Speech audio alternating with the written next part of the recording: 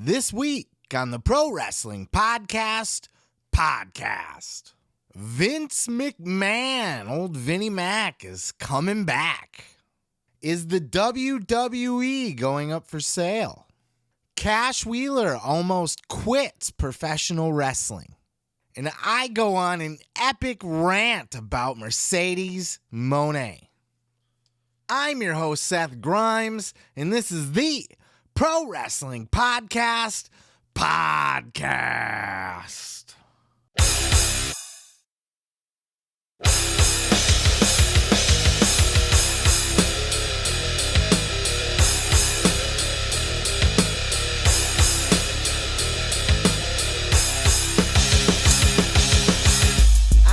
am back, and boy, does it feel good to be back. I missed you guys.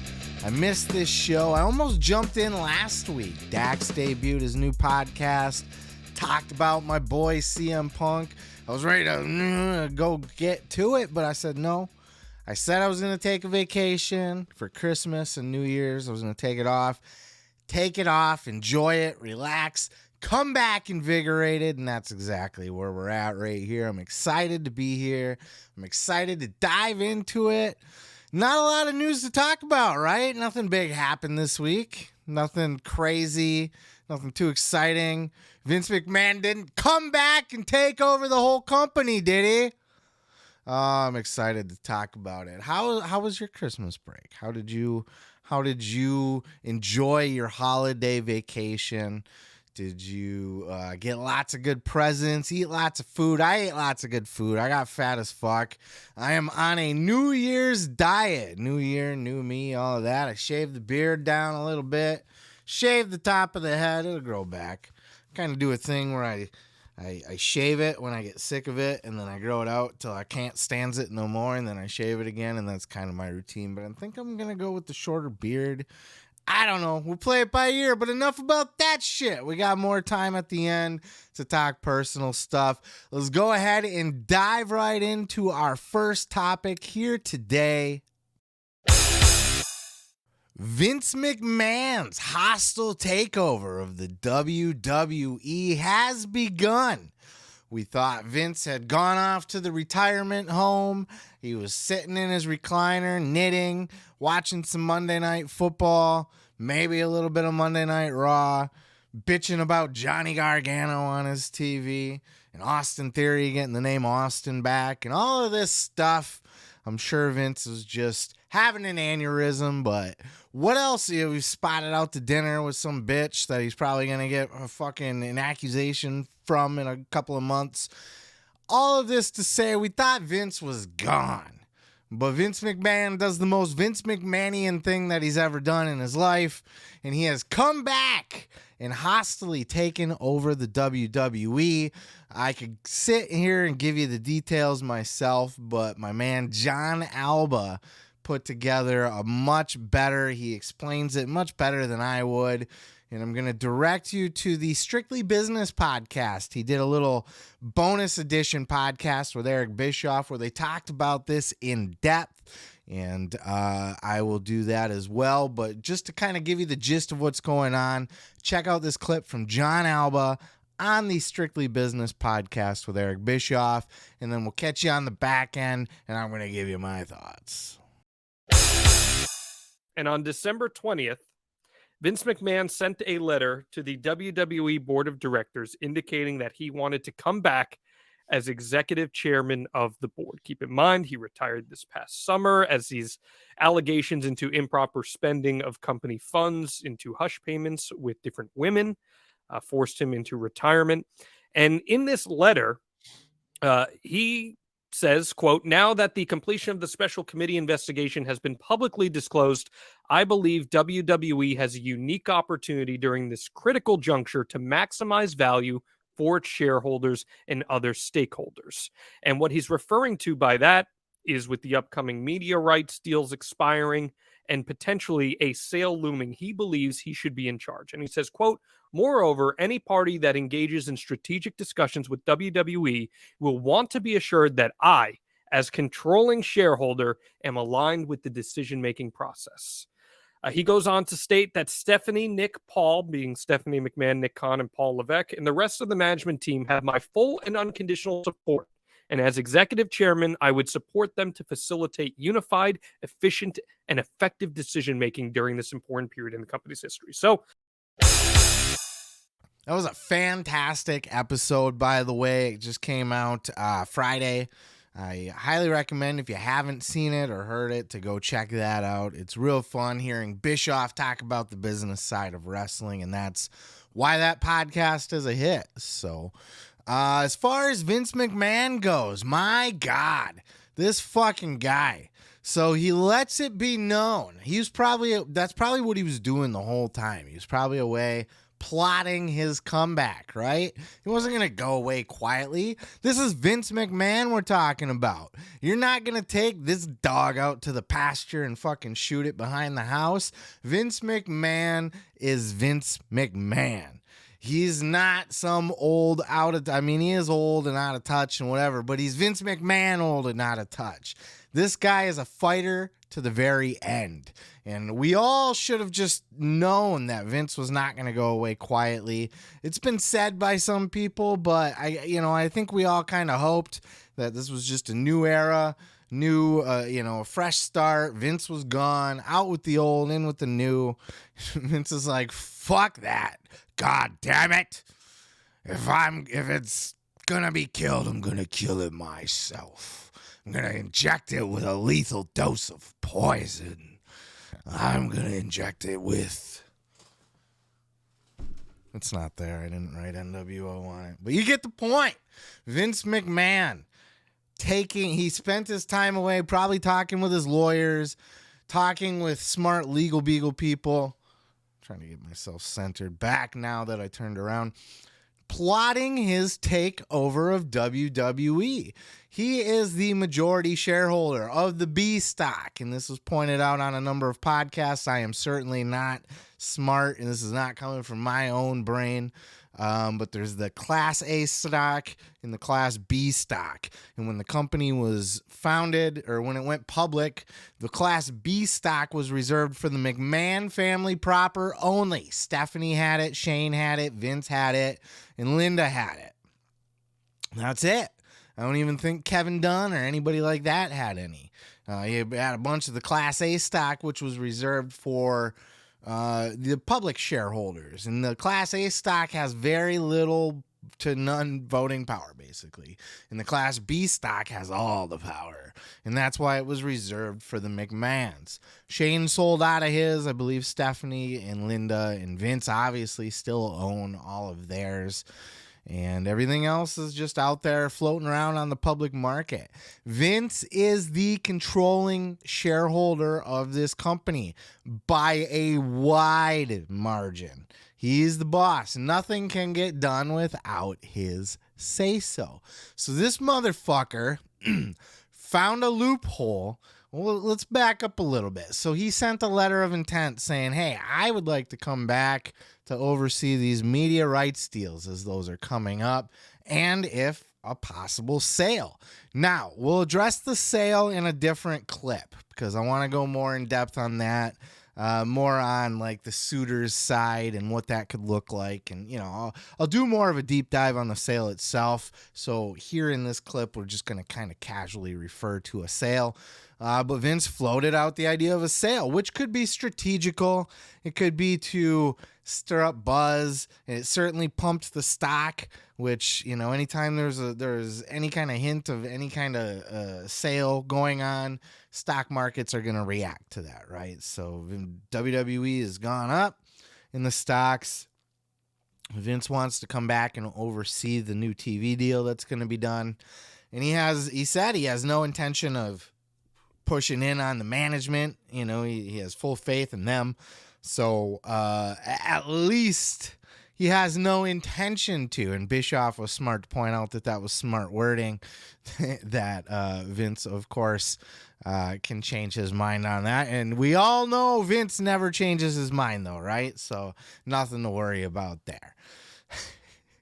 So apparently, at the very least, he doesn't want to come back and run the company, as far as creative and stuff. He wants to come back and oversee the new business deal for the TV deal, and maybe if it's up for sale.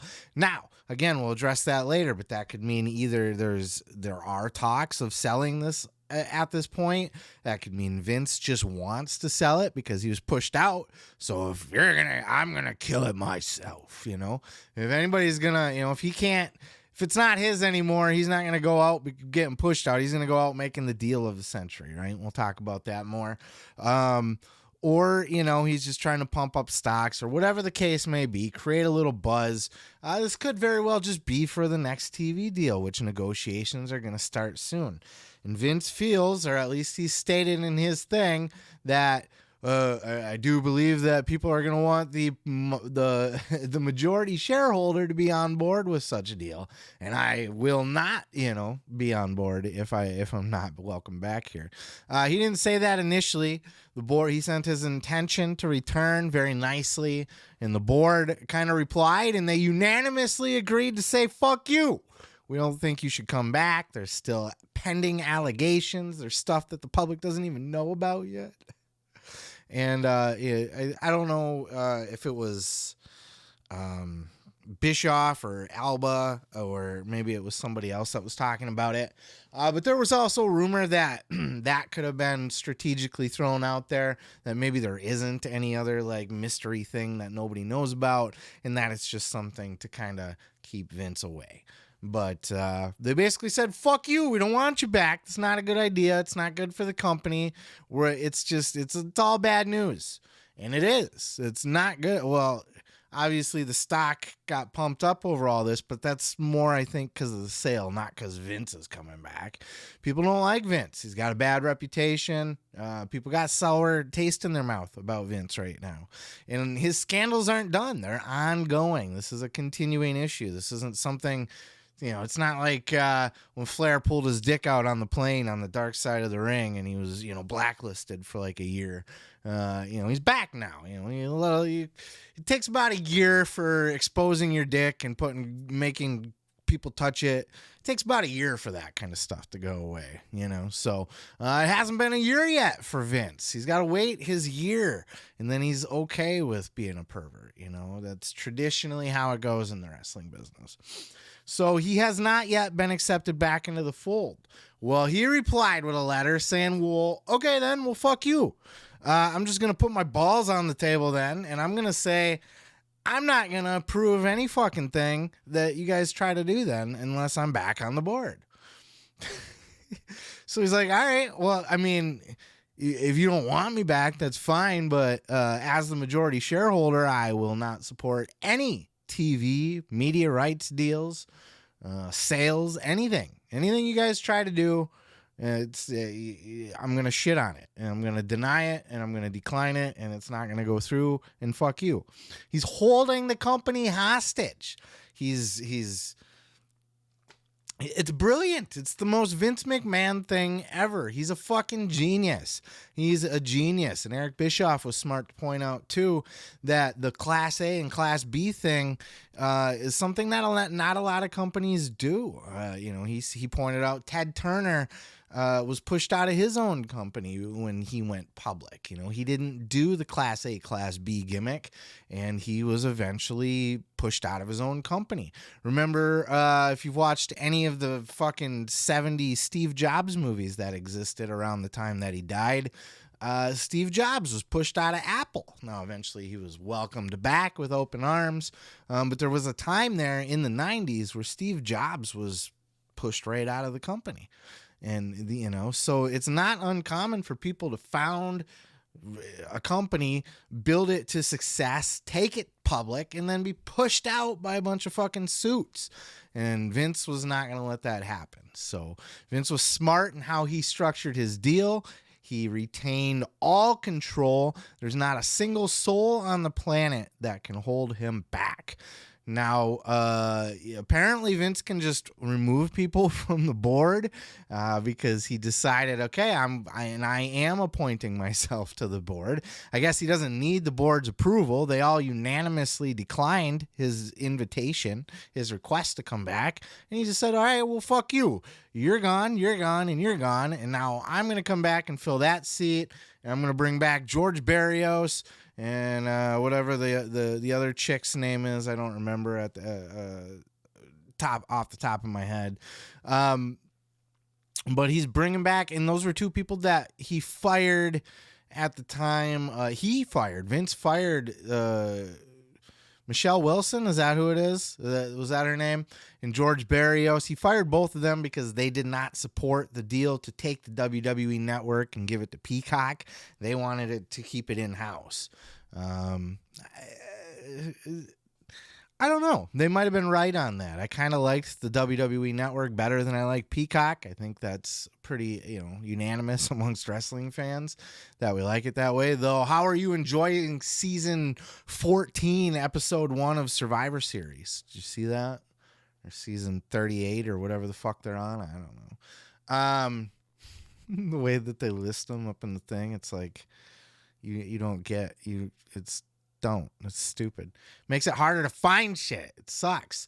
But anyway, so he's bringing them back anyway because apparently they worked with him well. Otherwise, they didn't stand behind him on that deal, so they were gone.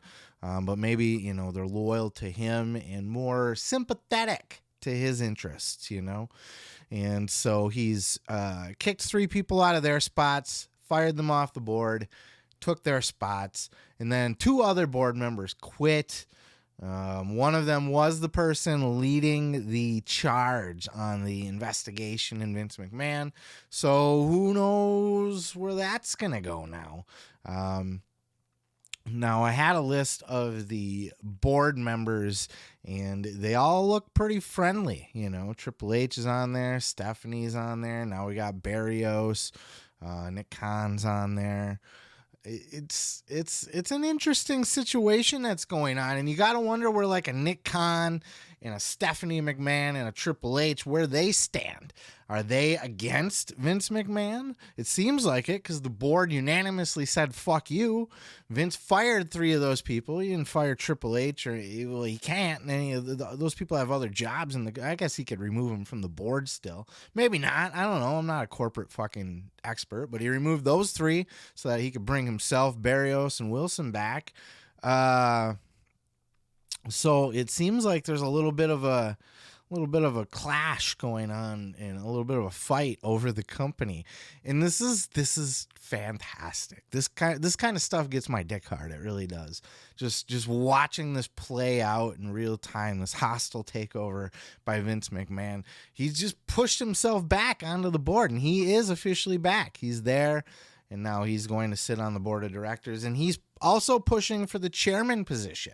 Now, I do believe that the board has to appoint him. They have to approve it.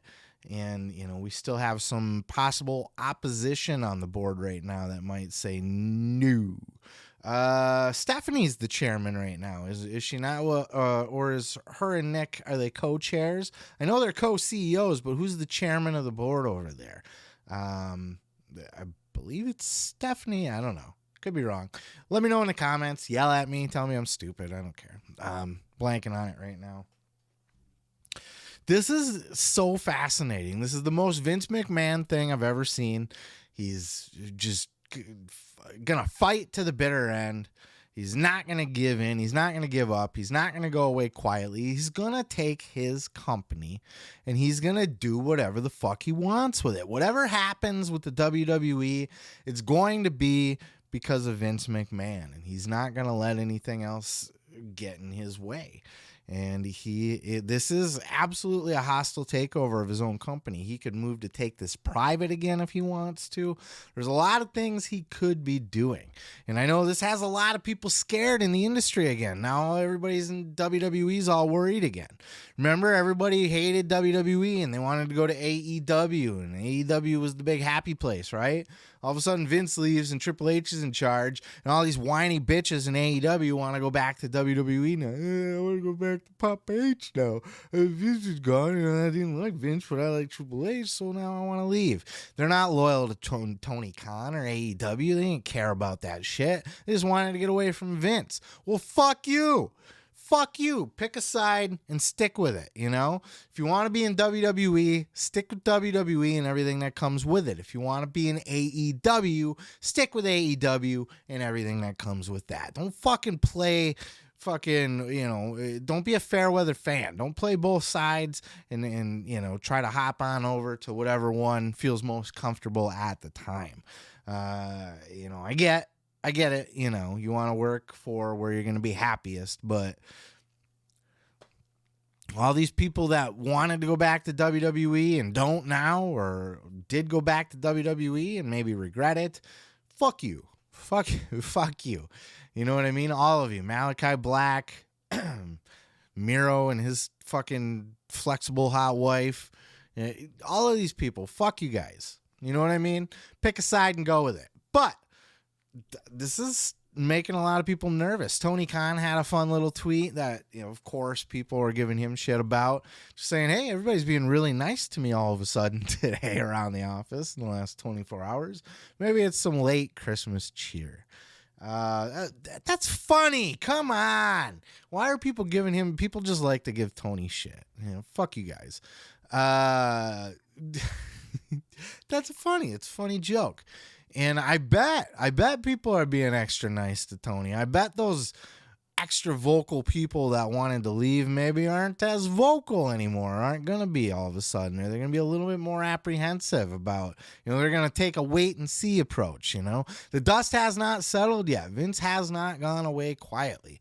Now, is he going to come back and take over creative? That's the big thing. Are we going to go back to a bunch of bullshit? It's possible. Vince could, at any point in time, decide that he wants to inject himself back into the creative. He wants to come back. He wants to be the chairman. He wants to oversee any kind of major deals or anything. And what's that going to look like? That means he's just going to take it and tell everybody else what to do. He's going to be the boss of it. Well, what if overseeing a deal also has to do with, I don't know, making a bunch of cuts like happened when Nick Khan took over or joined up with Vince, became his right-hand man. Maybe they got to make a bunch of cuts to make the balance sheet look good, right? Like that was the whole rumor when they made all those massive cuts over at WWE, is they were trying to get it ready for a sale. They were prepping for sale. If that's the case and they want to make the balance sheets look good, maybe they will go back in and start chopping some of these fuckers again. And what are they going to do? They're going to go beg to fucking be in AEW again? Fuck you. Go wrestle in Impact. Fuck you.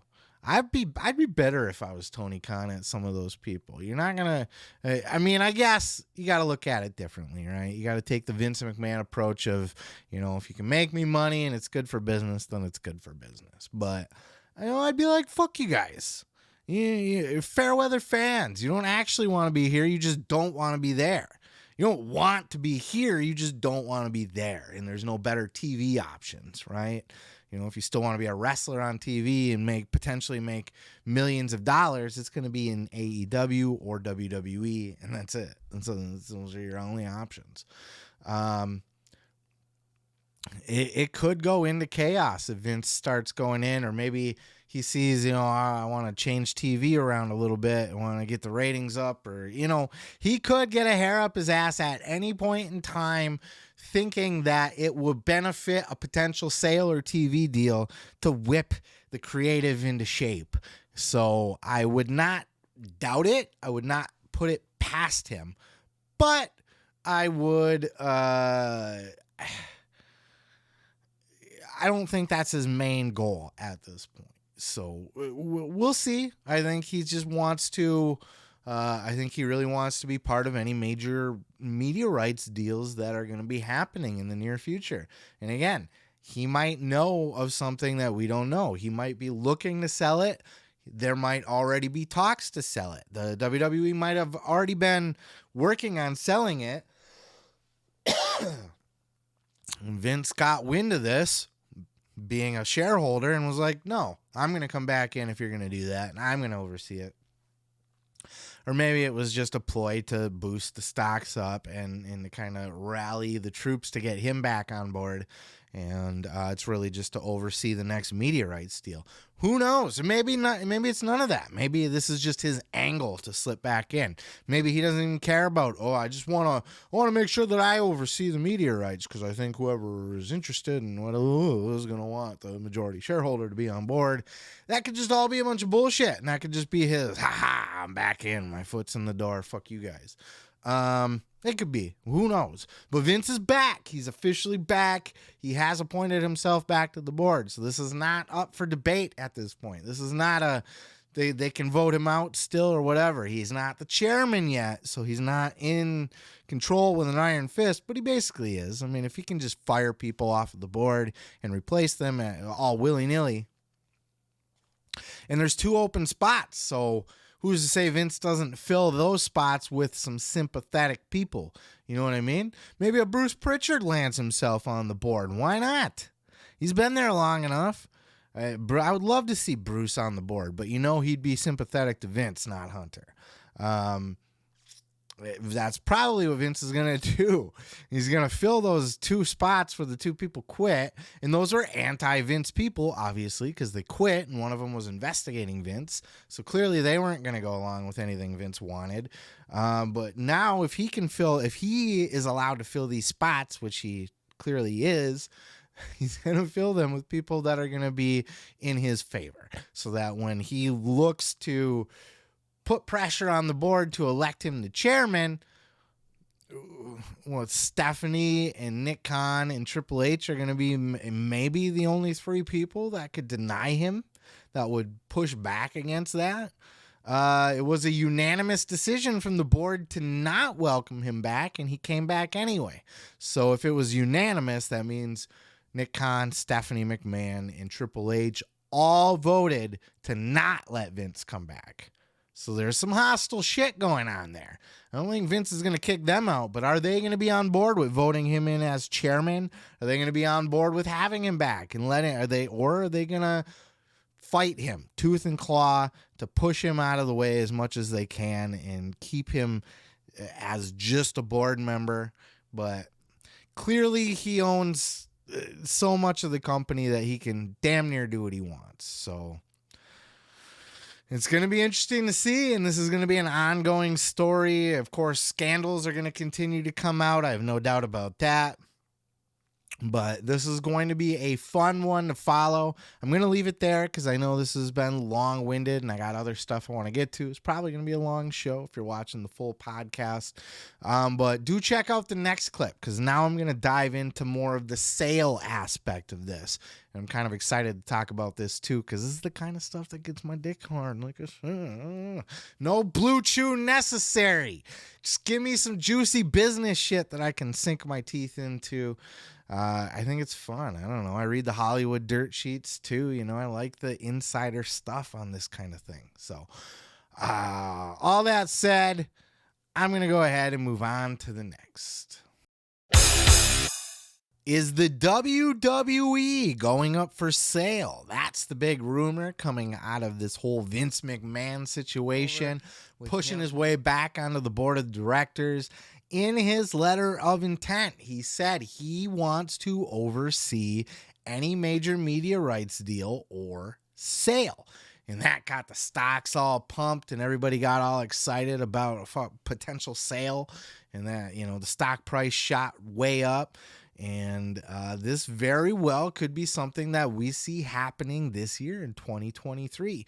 Will Vince McMahon take WWE and just sell it? Say, fuck you guys. You pushed me out of my company. I'm not going to just go retire and let my kids and his fucking doofus son-in-law run the company. My doofus son-in-law run the company. I'm going to just sell the bitch. Fuck you guys. And I'm going to make the biggest deal in WWE history. And then I'll go retire. Having come full circle, taken it, built it into this multi-billion-dollar thing. and then sold it before I go fucking ride off into the sunset, right? Vince is a stubborn old man, and that could be exactly what he's looking to do. I'm going to go ahead and dive into this a little bit further from a few different angles, but before I do, go ahead and check out this clip here that I pulled from the Jim Cornette Experience, and this was a little bonus clip that they put out as well, talking about the possibility of WWE getting sold. Here's what he thought. Check out this clip. He could just do this apparently all along. So I don't know actually now why it took him this long, but I'll tell you, we're going to analyze what's going on here, folks. But the motivation comes down to one of two things. Either they have been intending to sell the company this year along with the media rights, and he's, ain't nobody going to do that except me. Or he has decided now, as Vince often does when he gets an idea in his head that this is the right thing to do, that they're going to explore sales and the media rights at the same time, and ain't nobody going to do that but him. But one way or another, when somebody hands some other motherfucker a check for $5 billion, that other motherfucker receiving it is going to be Vince McMahon. I agree with Jim Cornette. Vince isn't there to oversee a media rights deal or to take over creative. He's there to sell the bitch. Now, he could be there just to oversee a media rights deal, him saying that. I would think, whoever does the next media rights deal is going to want the majority shareholder to be on board with that. Perhaps. But do you think he's really going to push his way back in just to do a new TV deal and then just fucking ride back off into the sunset? No, he's there to sell the company, whether he has somebody already ready to buy it or whether he's just thinking that he wants to put it up for sale, or maybe he caught wind that Nick and Stephanie were already plotting to sell WWE and that Vince just, if anybody's going to do it, I'm going to do it. God damn it. Any one of those things could be the case, but I don't think Vince is going to do a hostile takeover of his own company. If he's going to do a hostile takeover of the company, let me put it this way, to just be back, he's going to take back over everything. He's going to get back into the creative end of it. He's going to oversee the day-to-day business of it. He's going to be a thorn in everybody's side, and he might remove Steph and Nick Khan or one of the two, or who knows. But I think he's there to sell the company. He's come back. He got pushed out of his company by his own kids. Granted, there were scandals. There were absolutely reasons to remove Vince from the company, and still are. He shouldn't even be there now. It's a bad look for WWE. But the stock got pumped because of the sale. I think Vince is there to sell the bitch. Now, who could he sell it to? And why? Okay, so let's cover the why first. Vince wants to sell it because if he's going to get pushed out of his company, that's not how a Vince McMahon goes out. This is the most Vince McMahonian move of all time. I said it in the other clip where he came back. This is Vince being Vince. He's not going to get pushed out and ride off into the sunset and go fucking knit a fucking blanket at the retirement home. Vince McMahon, if he can't be a part of it, he's going to sell it. He's not going to let his kids run it and then fucking any big major moves or deals that get made with the company not happen on his watch during his lifetime. Vince probably feels at this point that if he's not going to be running it day to day, then he's going to do the next best thing, and that's going to be sell it so that he can end his story on his terms. This is the end of his story arc. He started this fucking company from a bullshit territory. I shouldn't say a bullshit territory. It was probably the biggest territory. But it was a territory nonetheless. The WWF was a territory. And even after they left the NWA, they were still just New York. And Vince came in and he brought it global. He made the WWE a multi-billion-dollar company. He did. So how is his story going to end? Is it going to be, oh, I fucked a bunch of chicks, possibly raped a couple, maybe, and now I'm gonna have to go fucking hide my head in the sand and retire?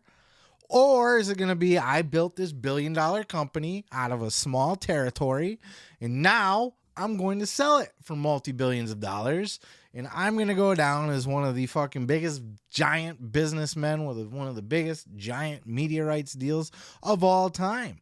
And that could very well be the case. And that's what I would do if I was Vince. I wouldn't be coming back in to oversee the next TV deal. I don't care about that. I mean, I do.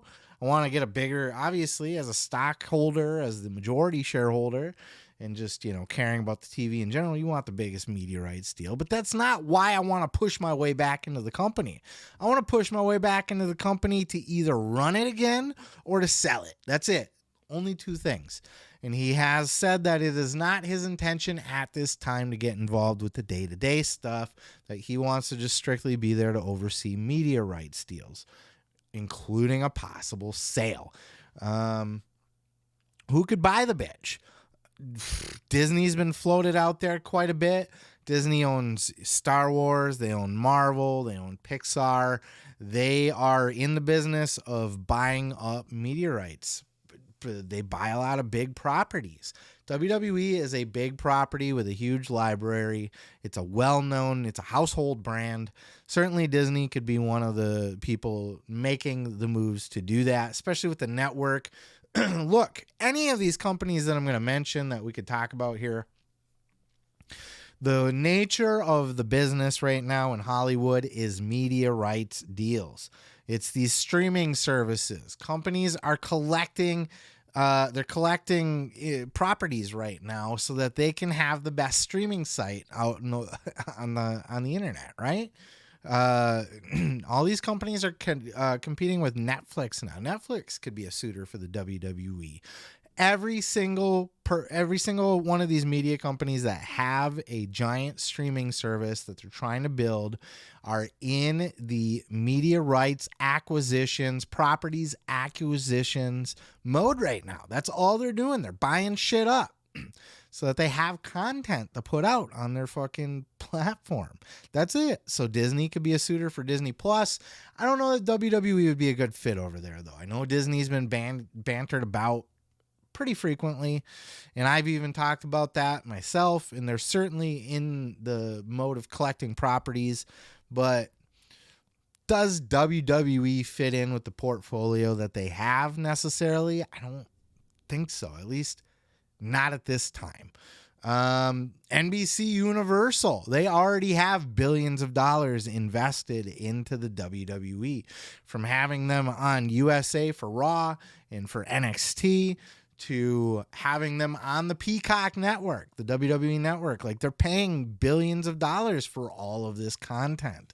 If you're already that invested into WWE, why not just buy it for billions of dollars?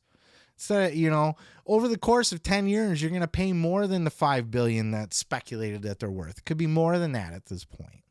But over the course of 10 years, you're going to spend like $10 billion. You're going to spend a lot of fucking money. Maybe not 10, but I don't know off the top of my head. But I know it's $1 billion deal, I think, over multi-years. But regardless, if they're invested that heavily into WWE already, they already know the product, they have a long, rich history of having the product on their TV, just buy it, own it, hold it, keep it. You're trying to build up your Peacock platform. You want to be in the game with streaming. You already got the WWE there. Just own it. And then that way you can monetize it any way you want.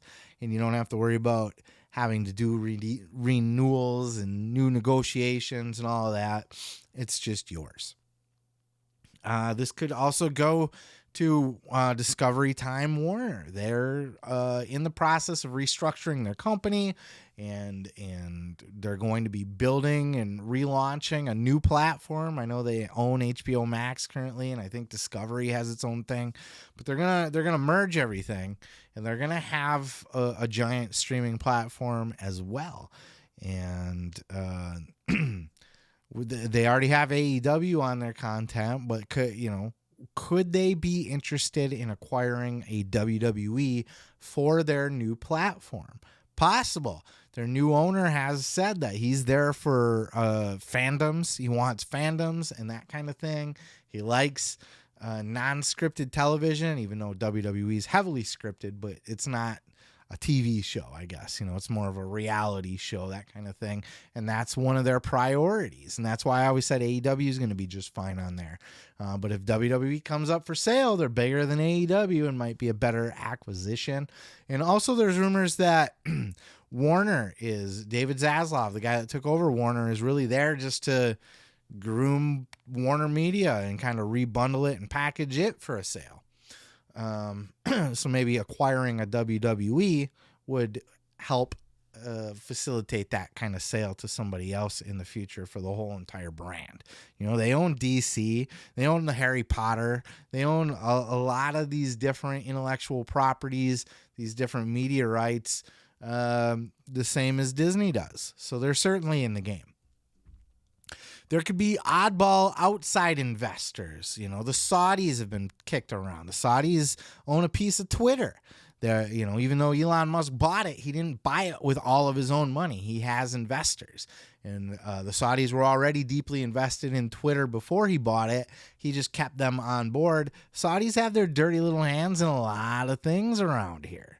And certainly we know they love their WWE, don't they? They bring them over all the time for their, you know, a couple times a year for Crown Jewel and whatnot.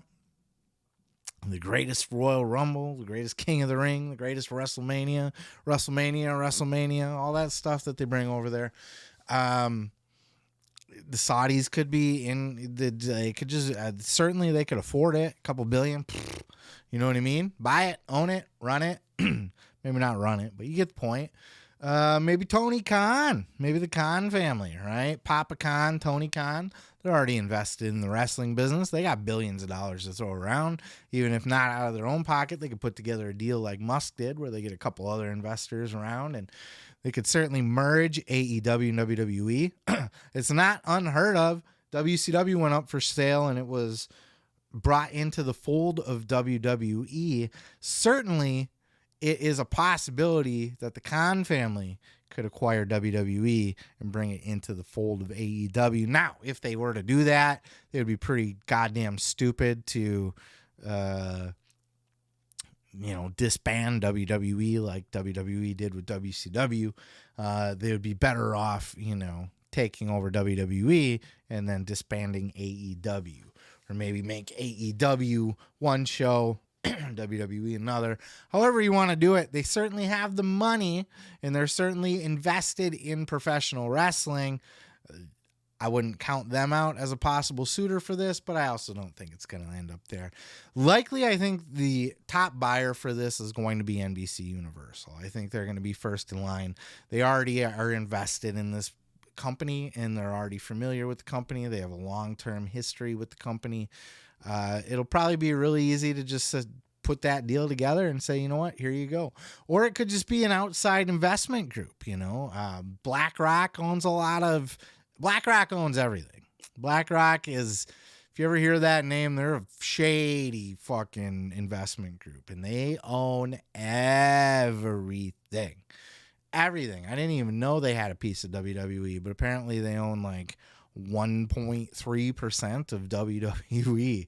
You know what I mean? So it could be an outside investment group like them, or, some sort of investment group that puts together, several investors and just kind of holds it, like Anthem, for example, bought Impact. They're just like an investment group in a business that acquires different properties like that. And that could certainly be the case too. Any way you slice it, whoever ends up taking it, I think at this point, it's got to be pretty obvious that Vince McMahon is coming back in to sell the company. Like I said, he's not coming in to just get them a new TV deal. I think that's weird. Now it could be, I don't know, but just thinking things through logically. If you're Vince McMahon, are you going to do a hostile takeover, push your way back into the board to just negotiate the next TV deal when Nick Khan is perfectly capable of handling this himself? Nick Khan was the guy that handled the TV deal last time, and he was the guy that negotiated getting them on Peacock, selling the WWE network essentially to Peacock. He's already highly capable of doing it. In fact, Vince leaned on him to do all those deals. So why wouldn't, Steph just lean on him to continue? Nick already has those. He's already out there. He was already doing deals and representing talent, and he's already well known in the industry outside of WWE. He's the guy to put this deal together. So they don't need Vince to do a TV deal. And I don't think Vince is so stubborn. He's stubborn, but I don't think, maybe stubborn's not the right word. I don't think he's so stupid to think that he is needed to do a TV deal. And nor would he just come back on the board to do a TV deal. He could, but that seems a little silly, a little pointless. If I was ousted and I was bitter about it, and I was salty, and I wanted to plot my way back, I would either A, want to do a hostile takeover to put myself back in charge and just take back over business as usual, completely creative, all of it, or I want to come back and say, fuck all of you, I'm going to sell it. Deuces, right? That's what I would do. And I think if you think it through, that's probably how you would handle it too. You wouldn't push your way back in just to do a TV deal. Because then the TV deal is going to be for 3 or 5 years or whatever. And then what's Vince going to do? He's going to twiddle his thumbs on the board and just fucking vote on stuff? No.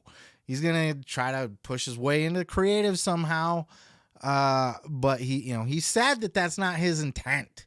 And Vince, of course, we know never changes his mind. So that's obviously he's going to stick to his word there.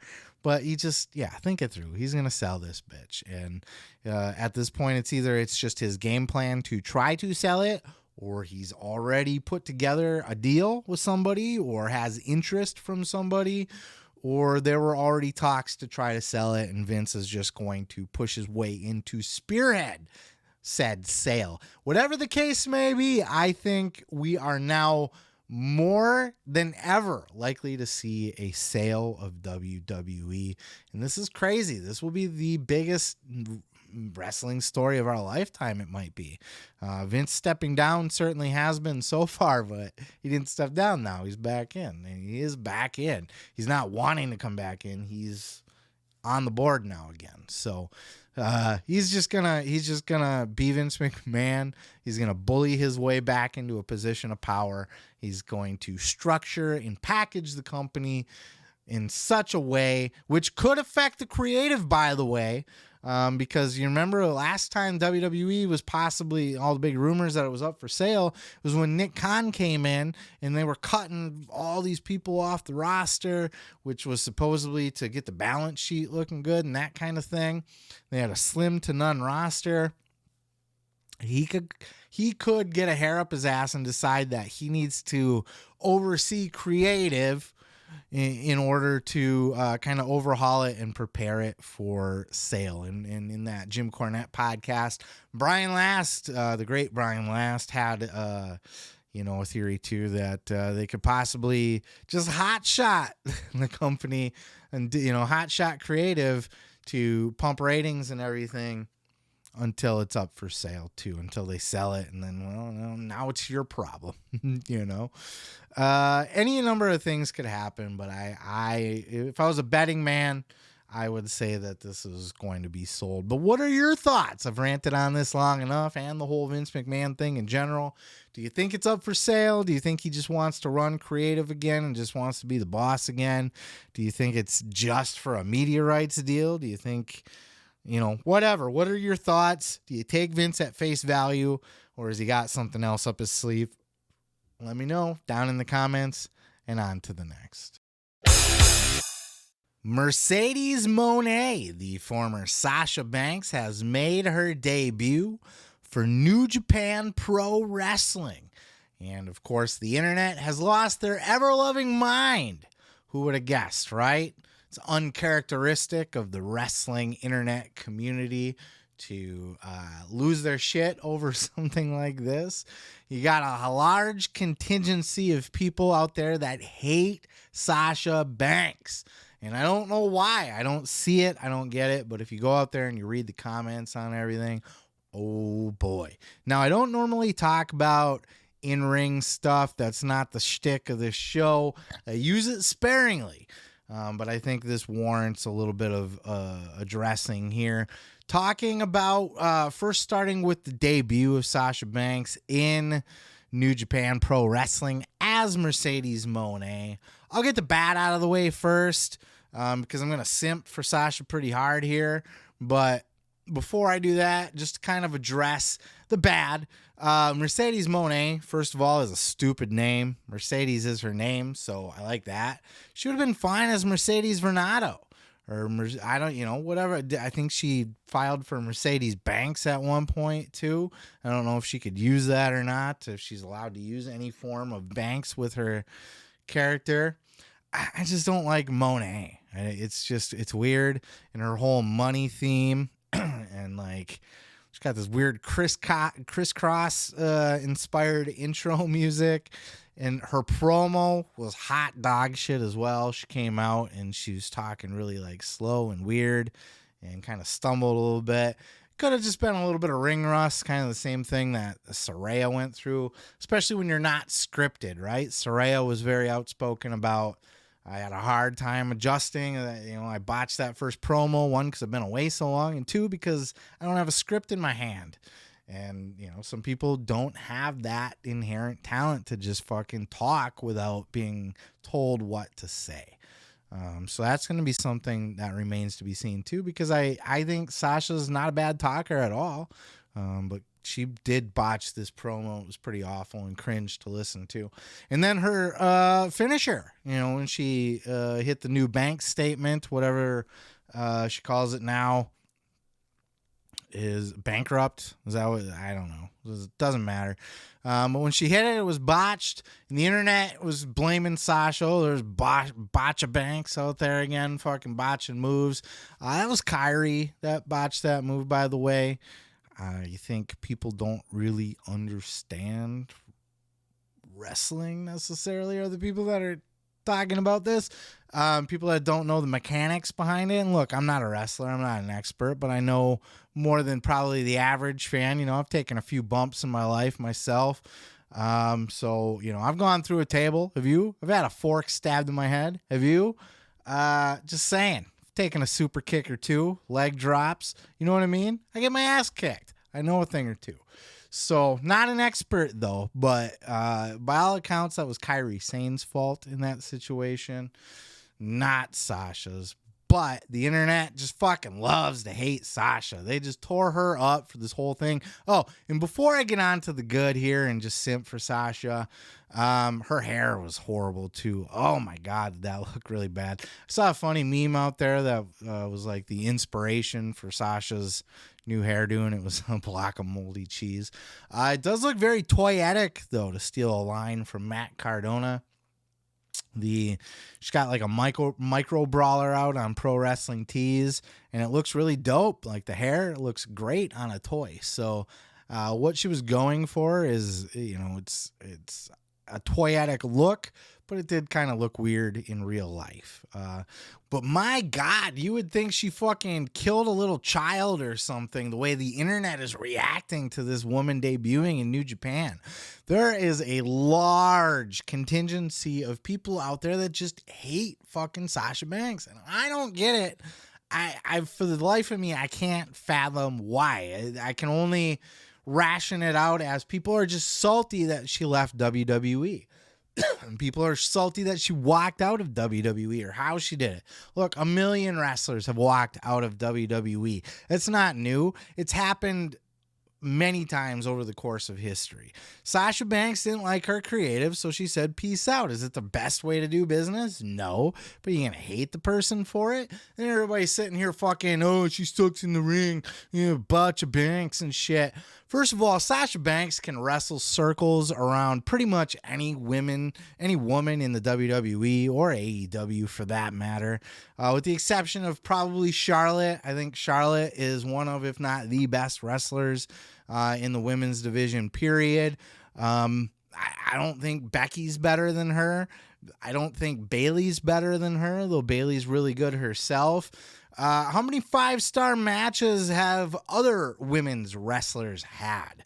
How many WrestleMania main events have other women's wrestlers have? Sasha Banks, I believe, has the most WrestleMania main events. I think it was only 2, right?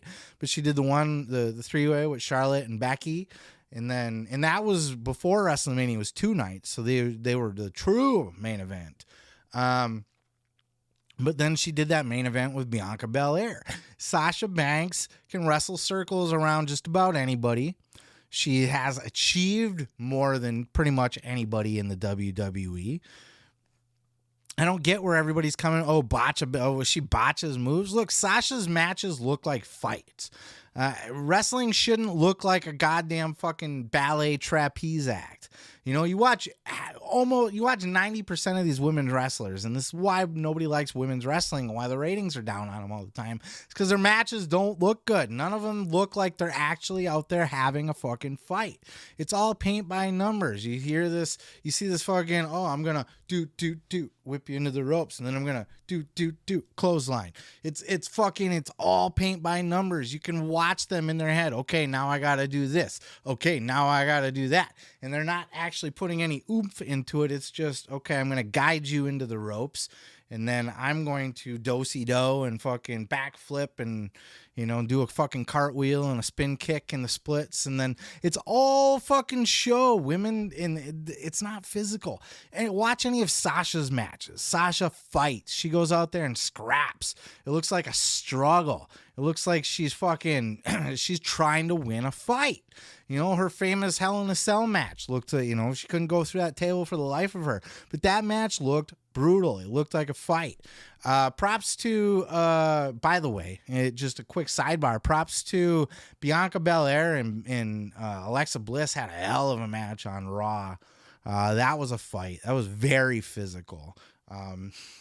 They did a copy of the of a Scary Movie fight too during that. That's a fun little thing. I put it on my Facebook. If cheap plug for that. If you have not seen this, they did a beat for beat fight recreation of a fight scene from Scary Movie, and it's hilarious. And I mean beat for beat for like a minute straight. Just every single move they did was exactly choreographed from the Scary Movie fight. But they made that match look physical, bringing it back to Sasha. Everything she does in the ring is physical. She's intense. She's out there to fight people. She's a scrapper, and she's had a hell of a fucking stack of great matches. She's had 5-star matches. Her match with Bayley in NXT was amongst the greatest matches in WWE history. Certainly the best in NXT history. I think it's hard to argue. Historically, that is probably the greatest women's match of all time. It really is. It's fantastic. So I just don't know. I think people are bitter against Sasha. They want to hate Sasha. And then the whole thing about her, not being a big enough star, and, WWE didn't want to re-sign her, or they wanted to re-sign her, but they didn't want to re-sign her at the amount of money that she felt she was worth. They didn't feel like she was on par with Becky or Charlotte or worth as much as them, and that's what she wanted. She wanted Becky and Charlotte money. Why is she not getting Becky and Charlotte money? She can out-wrestle 80-90% of the women's roster. She's easily as good as both of those, easily as big of a star as both of those, if not more. And people don't seem to understand that either. I see a lot of people like, oh, the WWE machine created her. She's nothing without them. Dude, she went out there and did The Mandalorian. Biggest fucking TV show of last year, dude. Mandalorian, she's a huge star. It's a Disney property. That's a Star Wars property. I don't know if she's going back for the next season or whatever, but it doesn't matter, dude. That's why she can command such a huge amount of money out there as an independent, because it's not just her, I'm a former WWE star trying to fucking go get a couple gigs. She's a giant fucking TV star as well. And she's going to continue to get movies, and she's going to continue to get TV shows, and she's going to be a big fucking star. She's connected to Snoop. There's no way that this woman does not become a success out in Hollywood as well. Wrestlers are starting to get a really good reputation out there in Hollywood right now. Batista was just quoted in that Glass Onion movie. The director said he's the best wrestler turned actor he's ever seen. We also got John Cena out there. We got the guy that runs DC right now. DC Studios over for Warner Media. James Gunn created the Peacemaker show specifically to work with John Cena more, because he loved working with him so much on the Suicide Squad movie, and he just loves John Cena. So he's I want to work with John Cena more. Let me create a TV show for him. You know what I mean? Like The Rock, obviously, well, he's running into a little bit of trouble out there because he's the whole Black Adam thing. He's kind of making people a little bit sour on Dwayne Johnson right now over the whole Black Adam gimmick. But obviously, Dwayne Johnson, the biggest, most highest paid actor in the world right now. So wrestlers are a hot commodity in Hollywood. People are starting to wake up to the fact, you know, first of all, wrestling's just more respected now, right? Before it was this taboo, like, oh, that wrestling crap, and oh, you're just a ruined wrestler. And that's why wrestlers were oftentimes relegated to B movies and stuff like that. But we're at a point right now where wrestling is accepted in the mainstream, and wrestlers are starting to be publicly recognized as really easy to work with and really good at what they do. Just the way that you're brought up in wrestling, the way that everything is live, the way you got to work on the fly, the way promos are drilled into you, and working the camera and one take, and just everything. And just Vince, how hard Vince was. Anybody that's been through the system with Vince in general, like, they're just built to do Hollywood. And Sasha Banks is going to be no different. And she's going to be, you know, there's no real females out there doing it. I know Trish Stratus just did a Christmas movie or whatever, but Sasha was in The Mandalorian, right? She was in fucking Star Wars, for fuck's sakes. So anybody out there that says, oh, she's not a big enough star outside of WWE, your head's up your fucking ass. You don't know what you're talking about. I'm sorry, you don't. She's got other deals in the works. It's already been rumored out there that she's already working on other movie projects and shit like that. Then you got fucking Dave Meltzer adding to the mix, and he's his fucking boneheaded bullshit too. Meltzer out there, and look, I've never been critical of Meltzer really, but this is a perfect example of Meltzer just pulling shit out of his ass for the sake of pulling it out of his ass to sound fucking cool or whatever. He's out there quoted, you know, because now all the rumors were that Sasha was going to debut, or Mercedes was going to debut as Saraya's mystery partner in AEW, and that she's AEW bound, which we'll touch on a little bit more in a moment here. But Meltzer chimed in. He's like, no, that's probably not going to happen, because Sasha's not going to want to, she would have to sign a 3-year deal at least, at minimum. And Sasha's not going to want to tie herself down for that long. And WWE, people in WWE expect her to come back. And so this is Meltzer's hot take, right? Where is he getting this shit from? He's pulling it out of his fucking ass. What do you mean she has to sign 3 years? She has to? What rule is that? Tony only signs 3-year contracts? I call bullshit on that. If she only wanted to come in for a year, or she only wanted to come in for a few matches, a few programs, Tony would do that goddamn deal if he had any kind of brain. And again, we'll touch on that in a minute. She's a valuable asset, but regardless, there is nothing out there that says that she has to sign a 3-year deal and tie herself down. That's fucking bullshit. Secondly, if you sign an AEW contract, it allows you, or at least I'm sure she could work it into her contract, to allow her to continue to work for New Japan like Kenny does, and like the FTR does and any other number of people, and probably go work in Mexico and probably go work any other goddamn place she pleases except for WWE. And more power to her. I mean, why would she not sign on? Oh, I can sign on for a year, maybe 2, maybe 3. I do agree. I don't know that she would want to tie herself down for 3 years, but there's no rule that says she has to.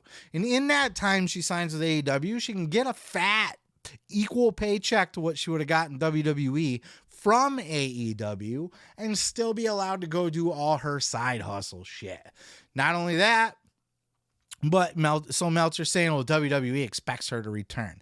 They expect her to return? Based on what? Based on what? I'm sure she hasn't said that she's going to return. She just got done negotiating a deal before the end of the year. She was working on, Triple H was actively trying to get her back. But the rumors were, I wasn't there. I didn't see the fucking negotiation.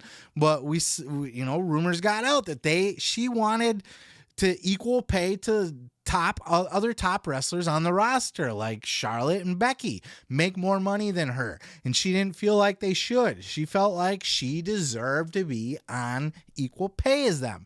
I frankly agree. Her being in The Mandalorian gives her star power. It makes her more of a household name, a household face. She can wrestle as good as anybody else, despite what these fucking idiot marks on the internet think, because a move gets botched here and there. They think Sasha can't wrestle. They don't have a fucking clue what a wrestling match looks like, all right? They don't know what they're talking about. Sasha is a fucking great worker, okay?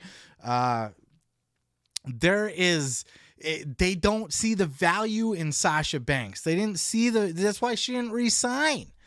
They didn't see the value in her, and they also thought she was past her prime, past her peak.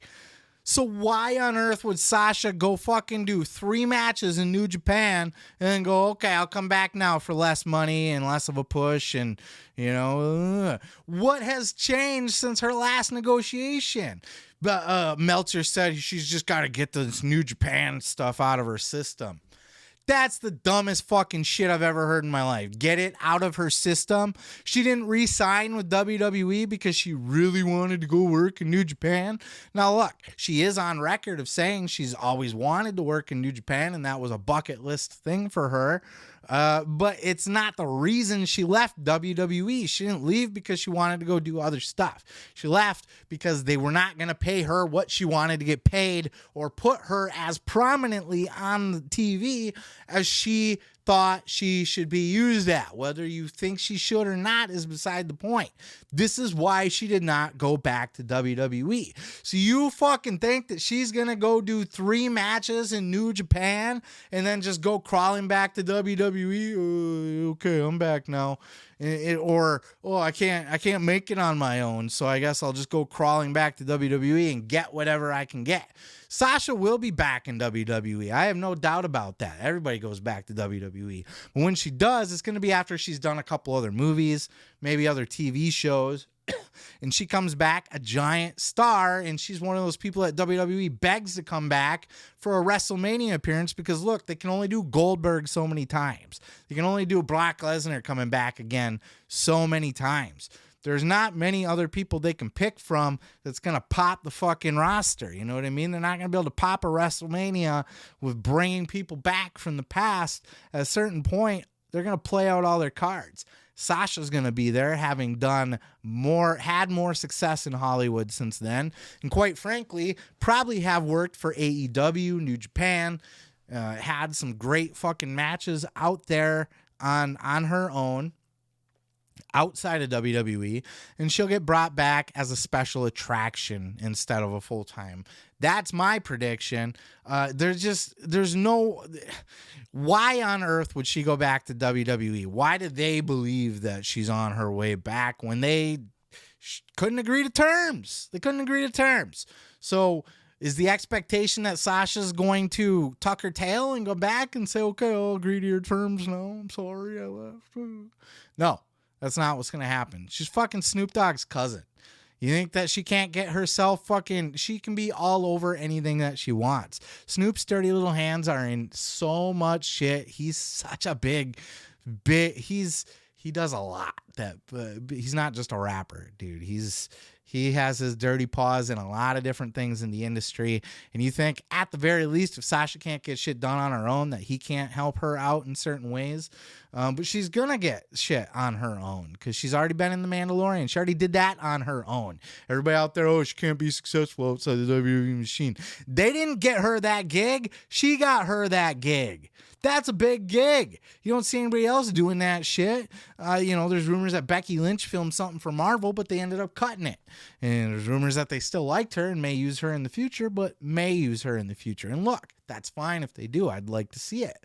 Hollywood loves them some wrestling people right now. Sasha's going to do bigger and better things outside of WWE. She doesn't need their exposure at this point. Which leads me to the next thing here. And that's, before I get to AEW, I was going to jump over to AEW. But before we do that, in addition to that, not just, she's got to get a couple matches out of her system with New Japan. Do you think Sasha Banks went out there and copyright? We saw this big list of all these different trademarks that she filed and everything like that. Those aren't cheap. And yeah, she's got a lot of money. So it's really just pocket change for her. I get that. But you think she's going to register all of these fucking trademarks and then go set up a pro wrestling tees store and get the micro brawlers and all that shit going to go wrestle fucking 3, 4, 5 matches in New Japan and then go back to WWE as Sasha Banks? She could have did all that as Mercedes Vernado and not had to trademark shit. She didn't have to do any of that. Why would she go out of her way to create this whole new fucking personality for herself to go do a handful of matches and then go back to WWE for terms that she didn't agree to in the first place? It's delusional. It's fucking delusional. Meltzer's just pulling shit out of his ass. Meltzer hears shit. Oh, somebody in WWE said they expect her back. Oh, she wouldn't sign a 3-year contract. She's not going to want to be tied down that long. All of this is stuff that Meltzer's pulling out of his ass based on stuff that he's heard or educated guesses or whatever, but he's not actually thinking things through logically. At no point in his fucking bullshit did he ever acknowledge the fact that Sasha didn't agree to WWE's terms. So unless she goes out there and makes a name for herself, which I believe she will and is capable of doing, to earn the money that she feels like she deserves in WWE, why would she go back for those terms again? To get a couple matches in New Japan out of her system? That's the stupidest shit I've ever heard. Stupidest shit I've ever heard. Meltzer is way out of line here in his speculation because he speaks speculation as fact, and it's delusional. It's delusional. Don't speak speculation as fact. We don't know. AEW bound, perhaps. She might appear in LA. That's a perfect spot to debut her if you're going to. If you're Sasha Banks, if you're Mercedes Moné, would you sign with AEW? Of course you would sign with AEW. Why? Because you just turned down a deal with WWE, first of all, right? So there's one. AEW has television exposure. She can go be a wrestler anywhere she wants as long as it's not WWE. She can have her pro wrestling tees, her micro brawlers. She can go out and do movies and TV shows and be anything she wants, a fucking model. All of her side gigs, she can have it all, and she can be on national TV every single week or every couple of weeks or whenever the fuck she wants, quite frankly. You don't think she's going to do that? First of all, Sasha loves wrestling. Dax has been very outspoken about this, and this is something Sasha said before. She's not one of these people that are using wrestling as a means to her next step in Hollywood. That is the eventual next step, but she loves wrestling. Like, she has a passion for wrestling. Her and Bailey and Naomi had this picture taken of them outside of Ribera Steakhouse in Japan with fucking Ribera Steakhouse jackets on. You have to be a wrestling mark to even know about that to begin with, but that's like a bucket list thing. That's like a rite of passage for women that wrestle in Japan. And That's, you know what I mean? She fucking loves that shit. She is in wrestling because she loves wrestling. She could easily quit and transition to Hollywood full time, but she wants to continue wrestling, and she wants to work in Japan, and she wants to work in Stardom, and she wants to work for probably AEW, I would imagine. There's got to be a part of her that's itching to mix it up with a Britt Baker and a Jade Cargill and a Jamie Hayter and a fucking Serena Deeb and a Thunder Rosa if or when she comes back. You know, Tony Storm. There's so many good talents over there. Chris Statlander when she comes back that she could go in and mix it up with. You have to believe that Sasha, you know, if she's that passionate about wrestling, she's going to want to continue wrestling. And it's not just going to be in New Japan and Stardom. I'm sorry, I just don't see it that way. She's going to want to be on American TV. And guess who's got American TV besides WWE? AEW does. So certainly other companies like Impact and such do too, but they can't afford a Sasha Banks. She's asking that big money. That's her gimmick now, Moné. You know, it's in her fucking theme song. She's a money bitch, right? Dollar signs. That's her gimmick.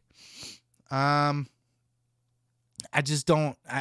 If she's going to have a career outside of WWE, and she wants to continue wrestling and do movies and all that other stuff, it would behoove her to be on national TV as a wrestler. You know, I've seen like a poster advertisement for her to be at some kind of con or something like that. And it's, you know, current New Japan wrestler, you know, star of The Mandalorian and former Sasha Banks in WWE. New Japan's a big place. It's probably the third biggest wrestling company in the world, but it's also in Japan. It doesn't have that exposure. It would behoove her to be on American TV. And if she's not going to go back to WWE, which I don't think she will unless they offer her what she wants, she would probably prefer to go back to WWE. I'm not saying she doesn't want to, but they didn't agree to terms. So unless they want to agree to her terms, I don't think she's going to go crawling back to agree to their terms unless she tries her hand somewhere else doing other shit. Again, if I were her, just think this shit through logically. If you were her, is that what you're going to do? No, I don't like your deal. Frankly, I'm insulted by your deal. I think I'm worth more. I'm going to go trademark a bunch of shit. I'm going to go wrestle 3-4 matches in Japan. And then you know what? I'm going to come back and agree to your deal. Yeah, let's do that.